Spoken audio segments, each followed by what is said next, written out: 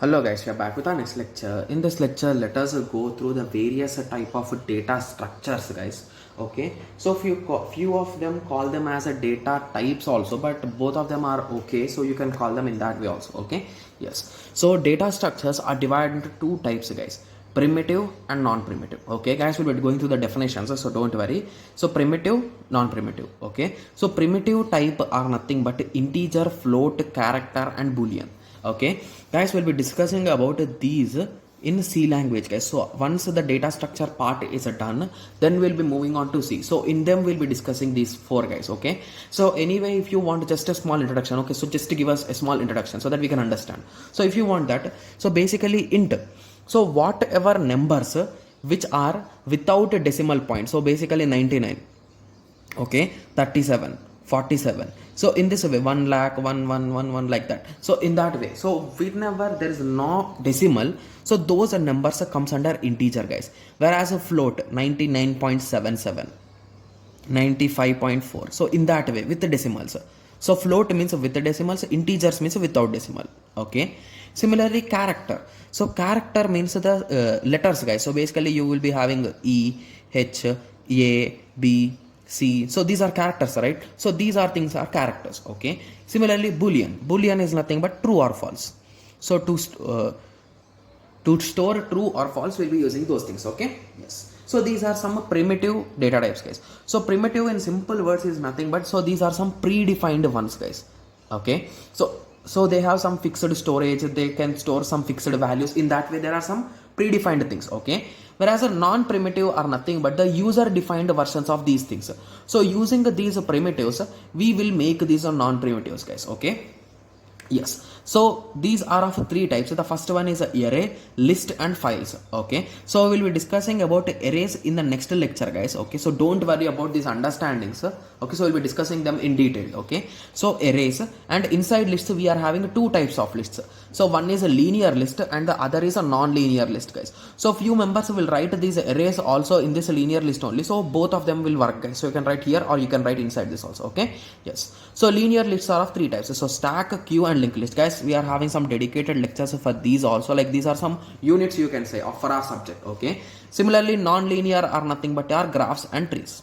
Okay, so now let us continue with the discussion with the primitive, non-primitive, linear, and non-linear. So these are the four definitions which we'll be watching in this lecture, guys. Okay, yes. So let us start. So basically, what are primitive data structures?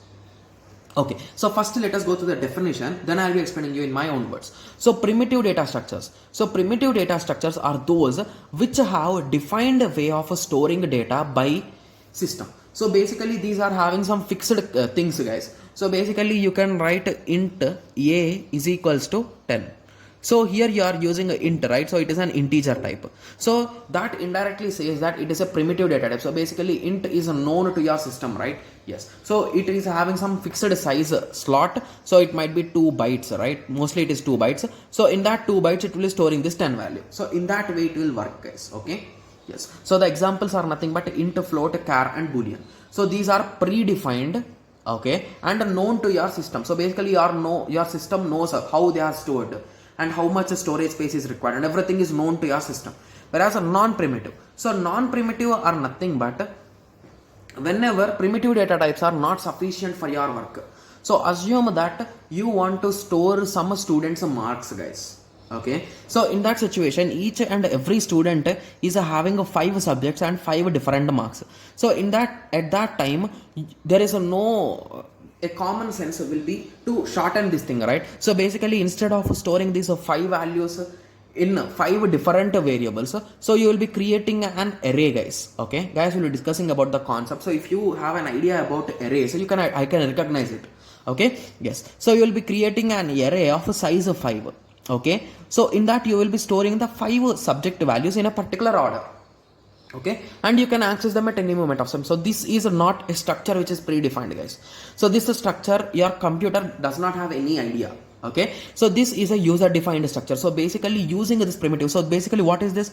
This is an integer slot. Similarly, this is an integer slot. This is an integer slot. So in that way, so the integer slots combinedly are forming them into an array. Got it? Yes. So non-primitive data structures, where primitive are not sufficient for our job, there comes the derived or user-defined data structures. So these are nothing but using primitives with some modifications. So if you observe array, okay, so int a of 10. So basically int a, what is int a, guys? So that is the normal primitive data type, right? Yes, so integer type, okay, a of a size 10. So basically what it will create? So it will create an array of size 10. So basically you will be having from 0 to 9. Okay, so you'll be having in total 10 slots. So you can enter 10 different numbers here. Okay, got it? Yes. So this is all about primitive and non-primitive data structures, guys. So now you got, right? So primitive are nothing but predefined and non-primitive are nothing but the user defined. So user can define them and use them. Got it? By using the primitives. Got it? Yes. Okay. So let us continue. So the next difference is in between the linear data structures and non-linear data structures. Okay. Yes. So let us start. Okay, so linear data structures. So data are stored in linear order, one after the other. So basically from the name only you can say. So linearly one after the other they are stored. Simple, right? Yes. Whereas a non-linear, so data are stored in hierarchical manner. So basically if you recall, how does a tree look, guys? The family tree or any tree. So it will look in this way, right? So it is not a one after the other. It is a hierarchical way. So one is having two and this guy is having one. This guy is having one, like that. So hierarchically, level by level we are having some things. So that comes under the non-linear thing, guys. Got it? Yes. Similarly, linear are nothing but single level. So basically you will be having a single level, in that only you will be storing them. Whereas a non-linear, we will be having multiple layers, right? Or multiple levels you can say. Got it? Yes. Okay. Okay. So the linear data structures are easy to access and the non-linear are complex to access. Guys, we'll be discussing why in our future lectures, guys, as we are progressing in the concept, you'll understand. So basically the reason why a linear data structure like array, you can access any element with the help of index. But whereas for trees, graphs and all those things, it's a bit complex, guys. Okay. Yes.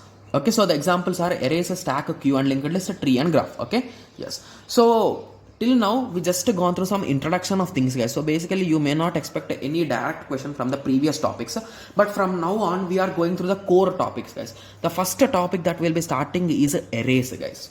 Okay. Yes. So let us start with arrays in the next lecture. So I hope everyone got some basic idea about all the data structures, right? Yes. So let us meet in the next lecture and start with array. Okay. Yes. Thank you. Thanks for watching. Like, share and subscribe for more awesome videos like this. Thank you.